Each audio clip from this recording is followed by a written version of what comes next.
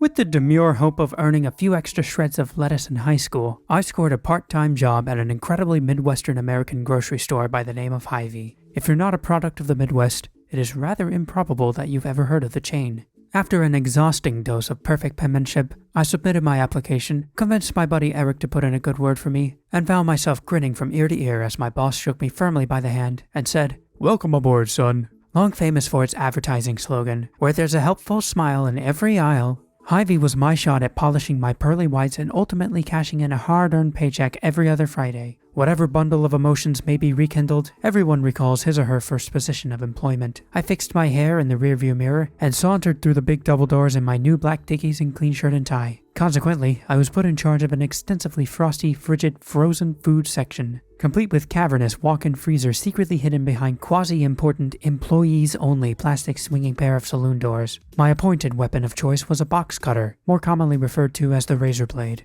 I stocked shelves. As a 16-year-old dyspeptic with a taste for philately, it was a potent shot at realism. You know, first job and everything.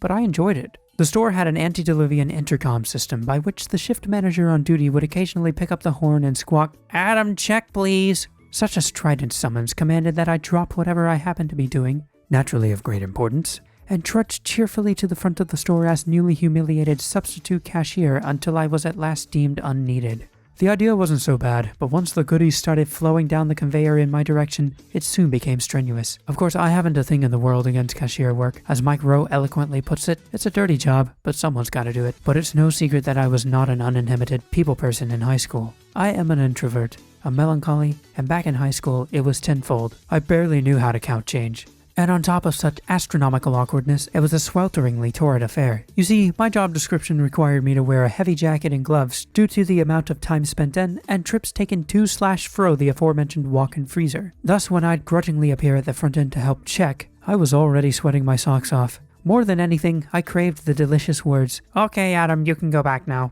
Aside from the grammatically incorrect name tag template, applicable to any greenhorn prior to crossing the 12-month mark, I was in fact a Hy-Vee employee for just shy of 2 years. I needn't mention the vast assortment of uproarious comments and one-liners made by customers over the word "frozen" located directly under my name. Real knee-slappers they were. For reasons across the board, we all have our good and bad days, but hate is far too strong a word with which to paint a picture of my time at Hy-Vee. Never did I cultivate an intense dislike for my job, though I'll confess I did eventually harbor a disinclination for all things green and grocery. This is not to say I was ungrateful for the task I was given, nor was I unappreciative in any way. It would have been downright churlish to complain.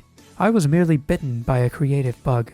I yearned for something a bit more, shall we say, imaginative, expressive, inspired, innovative, experimental, artistic, visionary, and subjective, by which to look back upon and bear witness to passionate forms of forward movement. Progression, advancement, betterment. I knew from where my passions formed and hatched, but outside of school and work, they weren't much use to me on a purely empirical level. Carting about cardboard boxes of Cool Whip, TV dinners, and frozen peas, while necessary, hardly quenched my primal thirst for artistry. This is about the time I began making music with a Belgian digital audio workstation called FL Studio, or dilettante termed Fruity Loops. Enter the greatest thing that ever happened to me. As such, I served my time and retired from the great grandiloquent grocery business with the utmost of gentlemanly eloquence and grace. Now, before any of us jump to weird conclusions, it must publicly be made known that I was not a devious employee. Had I ever telephoned in ill, it was due entirely to good old-fashioned malady that hence gave rise to sincere, unfeigned ailment. Pure and simple. However, had a crafty notion sprung upon me like a wired mousetrap, hypothetically speaking, of course, such an irreproachable story hitherto indeed may have closed with an altogether different denouement. Thus follows the top 10 ridiculously awesome excuses for calling in to work. 1. I was spit on by a venomous snake. 2. Someone put LSD in my salad.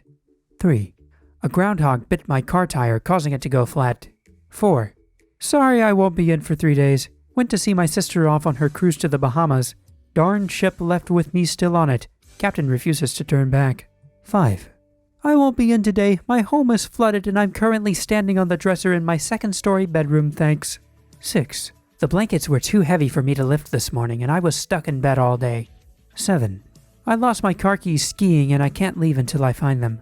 8. Someone dumped a truckload of sand in front of my driveway, so I won't be in today. 9.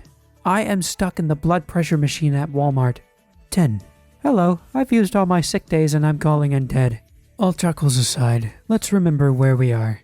Should you, dearest reader, at this very moment happen to be a respectfully dissatisfied employee like I was, perhaps with a touch of discouragement, longing for the chance to do something fueled by passion, may I offer you as much sympathy as I can possibly muster. I've certainly been there. All this to say, hang in there. The future is bright, and by all means it's beautiful. There's really no telling what tomorrow may bring.